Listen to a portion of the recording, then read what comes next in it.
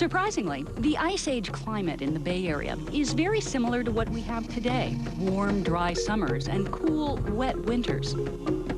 But further north, it's freezing, and that's affecting the whole planet. Ocean waters are trapped in the massive polar ice sheets, causing the sea level to drop hundreds of feet. This exposes a broad expanse along our coastline Parkman calls the Farallon Plain.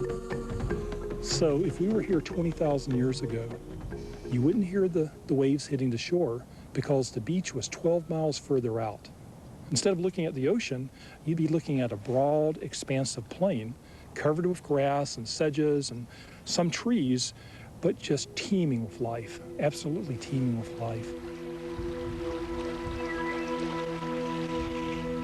The San Francisco Bay also disappears, and in its place, a lush green valley. Here, the massive California River roars through a low break in the coastal range we now call the Golden Gate. During the summer migration, the grasslands overflow with life. Imagine all these herds of animals living in what's now San Francisco Bay, which was a dry valley at the time, going out to the coast. They would have gone right down the river. They followed the river right out through the Golden Gate onto the same Farallon Plain. I've looked at the migration routes, and that's where we tend to find a lot of these fossils of bison and mammoth. Evidence and remains of these animals have been found all over California. This is Smilodon californicus. This is our state fossil, believe it or not. Most people don't know we have a state fossil, but this is it. This is the saber-toothed cat. And this is a very enigmatic species. It's one that visually characterizes the Pleistocene. It's one of these species that's no longer found anywhere on the planet today, but was very abundant in California. This is the skull of the Harlan's ground sloth, one of the medium-sized ground sloths that lived in the Bay Area.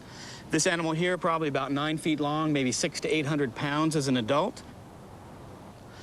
This is California record black bear. It weighed well over 600 pounds. It was a very, very large black bear. So this being a reference point, probably one of the largest black bears I've ever seen and that anybody else might see. Compare that with this other member of the Pleistocene megafauna.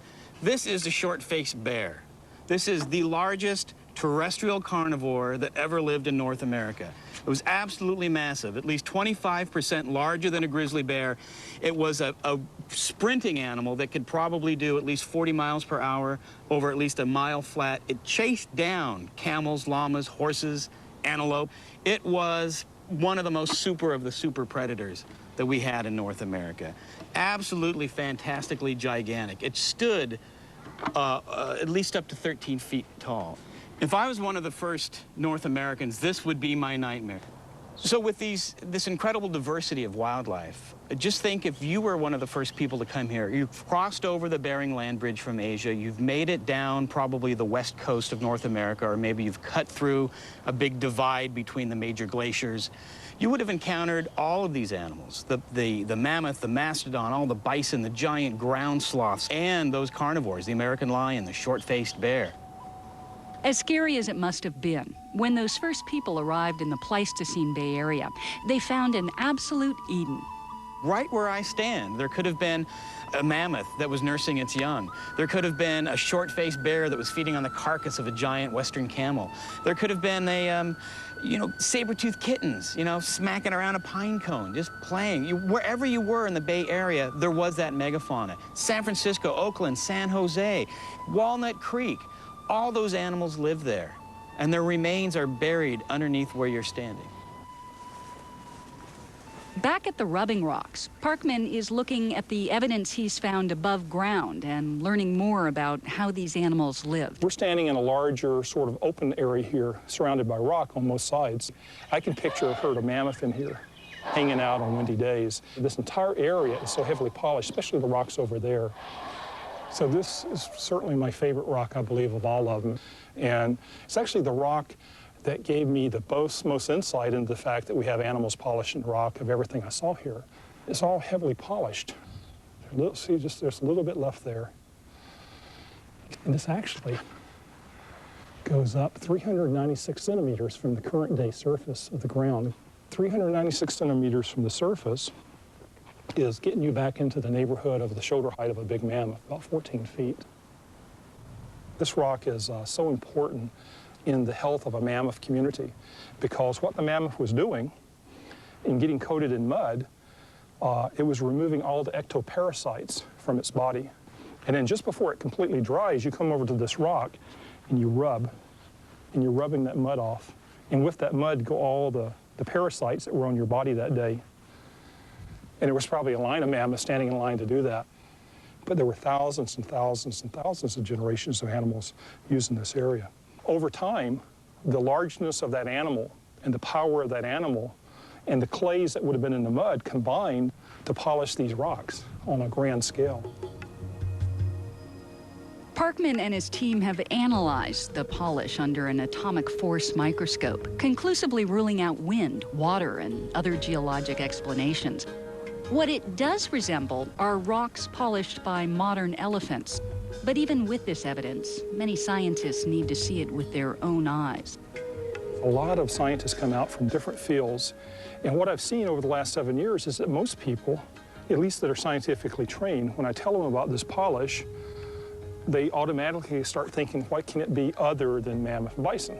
So I've heard people say it's got to be wind. Other people say it has to be water. Obviously it has to be water because what you're describing sounds like water polish. And then some people say it has to be from faulting. So it has to be rocks moving against rocks. Well, it's none of that. Once people come out to the site, they go away saying the same thing I'm going away saying, is that mammoth is the only thing that makes sense. What remains a mystery is what happened to all those big animals. Was it the arrival of humans that led to their demise?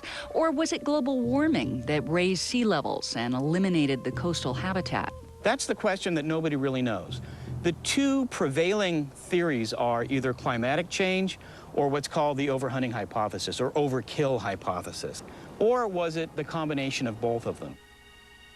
It's difficult to know, and that's why so many people are interested in the Pleistocene in this last 20,000 years to try to unravel climatic change and human interaction, because maybe we could apply some of those ideas to the global change that's going to be happening over the next 50, 100, 200 years.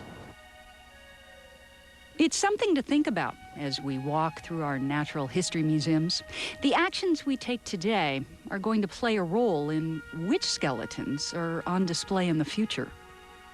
Thinking about all these massive, gigantic, incredibly cool mammals that used to live here side by side, it really brings up our guard that we need to protect what we still have.